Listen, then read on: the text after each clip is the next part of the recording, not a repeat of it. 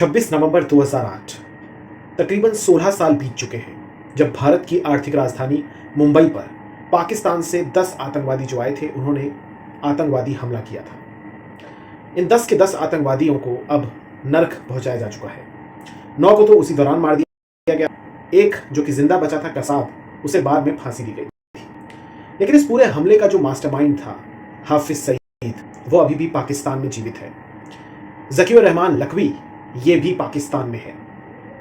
इसके अलावा मेजर इकबाल हो या डेविड कोलमैन हेडली हो, इस टाइप के जो लोग थे, साजिद मीर हो या अब तहव्वुर राणा हो, इन लोगों पर किसी ना किसी तरीके से कुछ ना कुछ कार्रवाई हुई है। हालांकि कुछ नाम ऐसे भी हैं जिनके बारे में स्पष्ट जानकारी नहीं है, स्थिति साफ नहीं है। लेकिन बड़ी खबर यह है कि तहव्वुर राणा, जो कि पाकिस्तानी नागरिक था, पाकिस्तान का ही था, लेकिन बाद में जाकर वो कनाडा में रहा, उसके बाद यूएस में रहा और अब वो भारत आ चुका है। ये पाकिस्तानी सेना में डॉक्टर था, फिलहाल 64-65 साल का है और भारत इसको लाया जा चुका है। एनआईए की टीम और आरईडब्ल्यू की टीम गई थी इसको लेने और लगातार भारत 2019 से प्रत्यर्पण मांग कर रहा था अमेरिका से कि इसे भेजा जाए। लेकिन बाद समय ट्रंप शासन के दौरान इसकी भारत वापसी कह लीजिए या इसको भारत लाना संभव हो सका है।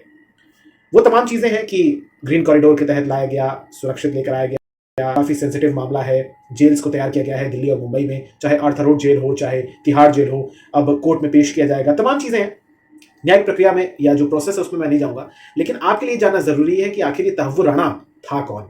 इस शख्स ने, जो मुख्य आरोपी था डेविड कोलमैन हेडली, जिसका नाम दाऊद गिलानी था, उसके पिता पाकिस्तानी थे, माता अमेरिकन थी, ये जो है इसकी काफी ज्यादा मदद इस तहव्वुर राणा ने ही की थी। और पूरा अगर आप देखें तो आईएसआई ने पूरी तरीके से, आप कह सकते हैं कि अपना आशीर्वाद इन पर रखा हुआ था। आईएसआई कहां की खुफिया एजेंसी है? पाकिस्तान की। तहव्वुर राणा 26/11 हमले का आरोपी है। अमेरिका से इसे भारत लाया गया है। पाकिस्तान की सेना में डॉक्टर था, कनाडा और यूएस में भी रहा, जैसा कि मैंने आपको बताया। शिकागो में, जो कि अमेरिका का शहर है, वहां पर इमिग्रेशन सर्विस सेंटर ये चलाता था। इसी ने भारत के मुंबई में भी एक फैक्ट्री या एक ऑफिस खोला था, जहां पर डेविड हेडली फिर आया था। आईएसआई के पैसों से ही ये तमाम चीजें फंडिंग हुई थी। इसने मुंबई में ऑफिस खोला था और लश्कर तैयबा के ऑफिस के इशारे पर ही ये मुंबई आया था और 7 भाषाओं को बोल सकता है। 1997 में ये कनाडा गया था और इसके बाद यूएस गया था। एनआईए की चार्जशीट में एक और खुलासा हुआ है कि ये जब भारत आया था अपनी पत्नी के साथ हमलों से पहले, तो ये केरल के कोच्चि गया था, यूपी हापुड़ और आगरा भी गया था। इसके अलावा गुजरात के अहमदाबाद गया था, फिर ये मुंबई गया था और जहां पर इसका मकसद ये था, इसका उद्देश्य ये था कि जो यहूदियों के धार्मिक स्थल है उसको निशाना बनाया जा सके।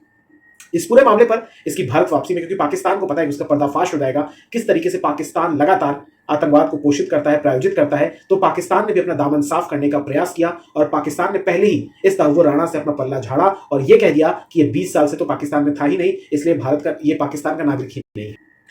166 लोगों की मौत हुई थी, 300 से ज्यादा लोग घायल हुए थे। अव्वल तो यही होना चाहिए कि 166 गोलियां मारकर इस तहव्वुर राणा को समंदर में फेंक देना चाहिए, लेकिन न्याय होना चाहिए, लोकतंत्र है और इसके द्वारा जो भी स्लीपर सेल्स भारत में एक्टिव हैं उनकी भी, आप कह सकते हैं कि जानकारी जुटाई जा सकती है। फिलहाल आगे कुछ होगा, क्या कुछ होगा मैं आपको बताऊंगा।